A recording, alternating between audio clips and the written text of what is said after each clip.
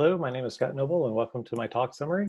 So accretion of plasma onto black holes powers some of the most powerful systems in the cosmos. Supermassive black holes at the centers of galaxies represent the high mass limit of these objects and so account for the most luminous accretors.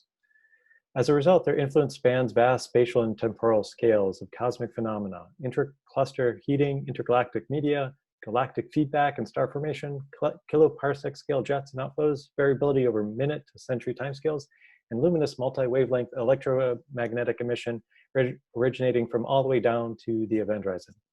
Their intrigue is heightened by the fact that they lay at the intersection of various physical phenomena, i.e. strong field gravity, magnetohydrodynamics, radiation, high-energy particle physics, thermodynamics, and photoionization, which all must be reconciled to provide a realistic understanding of these systems and probe for new physics, like tests of general relativity. These physics ingredients must be incorporated into simulations performed somehow on dynamical scales, ranging from that of the event horizon to parsec scales. Fortunately, new computational and theoretical techniques, such as GPU computing, radiation transport, particle and cell techniques, and novel gridding techniques are enabling progress to larger scales, more degrees of freedom, and even to binary systems. For instance, shown here in the animation of binary black hole system emitting X-rays from its plasma.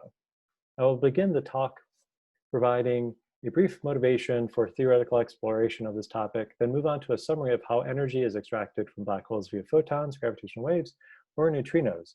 I will then move on to a brief summary of recent lines of research engaged in pushing this field forward, advertising the talks in this session of those participating in these projects. Then I will describe our team's approach for calculating electromagnetic counterparts to millihertz and nanohertz gravitational wave sources, i.e. supermassive binary black holes. With the space-based LISA emission and pulsar timing arrays, I expect in the coming years to be able to identify these sources with gravitational waves and extract very complementary information through multi-messenger observations, such as electromagnetic emission, the gravitational waves, and even neutrino emission. I will describe how we have used novel gridding techniques to accurately resolve the magnetohydrodynamic flow onto the individual black holes while adhering to the symmetries of the circumbinary disk's nearly circular flow.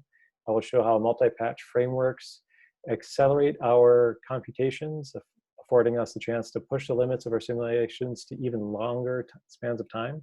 I will then demonstrate how modifying parameters of the binary, such as the spin or the mass ratio, affect the EM signatures. And finally, I will conclude with a summary of our work and a few words on how we will be moving forward with our investigations and list existing challenges in the field.